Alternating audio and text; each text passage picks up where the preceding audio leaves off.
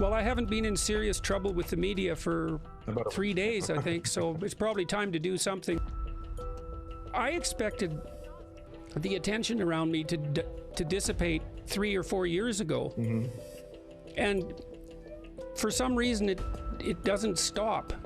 And I can't figure it out, really. I think maybe it's because the media types, I mean, some of them have supported me, don't get me wrong, but they can't really figure me out because what I'm doing isn't really political. It's psychological, and I am a clinical psychologist. I've been writing these books to help people.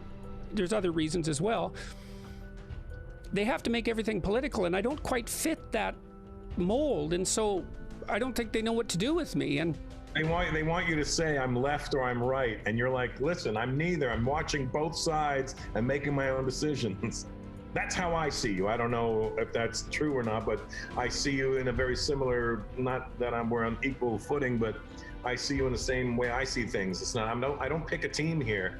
If this is what's going on with colleges and if they're controlling working professionals so that the working professionals have to work in a way that isn't truthful, I mean, how do you even fight? How do you fight back against that? At what point do you just stop playing in that game? You know, people have asked me that too. Why don't you just give up your license? And I would say, well, because I wouldn't be giving it up. I would be allowing it to be taken away from me.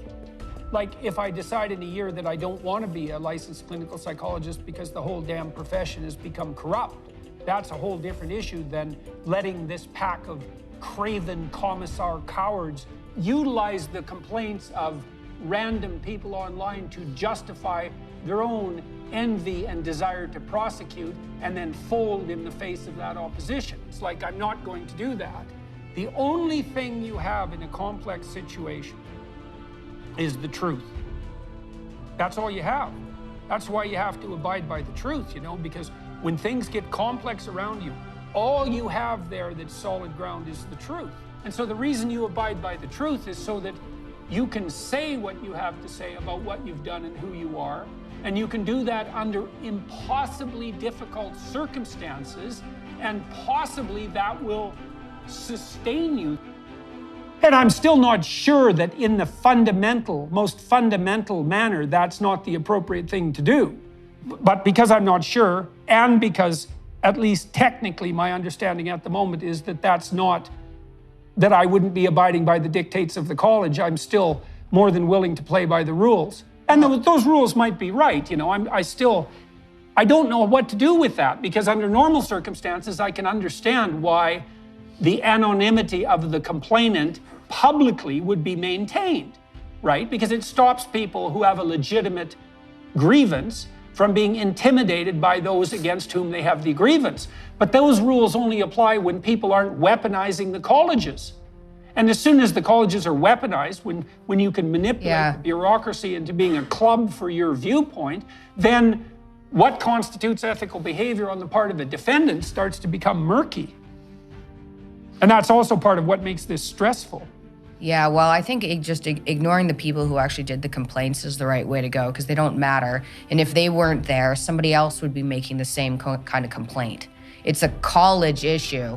Right, but that's a weird argument, right? Because, and you may well be right, and that's obviously what we've decided to do too, but there is part of me that also thinks, no, you know, any given individual can cause a lot of trouble if they set out to do that. And the idea that you shouldn't be responsible for your accusations is questionable, especially when what you're essentially doing is levying the equivalent of a legal charge. Mm-hmm. Yeah, I think that's the right option. It also, I think, just on a more selfish level, I think it'll be easier, given the fact that this is going to be a battle for a while, and it might end badly. I don't know how it's going to end. I don't trust Canada. It would be better for you emotionally not to be involved in a personal way as much as you can. So like, forget who the people who made the complaints are, even though they're probably despicable human beings. There's tons of despicable human beings out there. Better to just ignore them and tell everybody what's going on. And ideally have a backup plan. Like if they do come for your license, can you just, I mean, I assume getting a license. Yeah, well, it's hard to know, you know, it's hard to know if it's better to ignore them. There's lots of psychological studies about what people do to cheaters in games. And people are so motivated to punish cheaters that they'll give up some of their own privileges for the right to do so. And some of that's actually salutary. Well, look, Michaela, if you let the cheaters get away with it, they dominate and take everything. That's the psychopathic niche. That's why it even exists biologically, is because you can get somewhere with exploitation. And you particularly get somewhere with exploitation if the people you are exploiting don't object. And so you actually have a moral obligation to object, you know, to not let people get away with breaking the rules. When people come after me, well, they can't just be let off the hook, right? So it's very, but I think we've walked this through quite appropriately, is that no, I should really be concentrating on the college and not the individual complainants. I should be concentrating on the college in a way that has broad public significance, because it shouldn't just be about me, it's about a broader social problem. That we should use the truth and public exposure, transparency, to mount the best defense, and we should all keep our heads while doing so.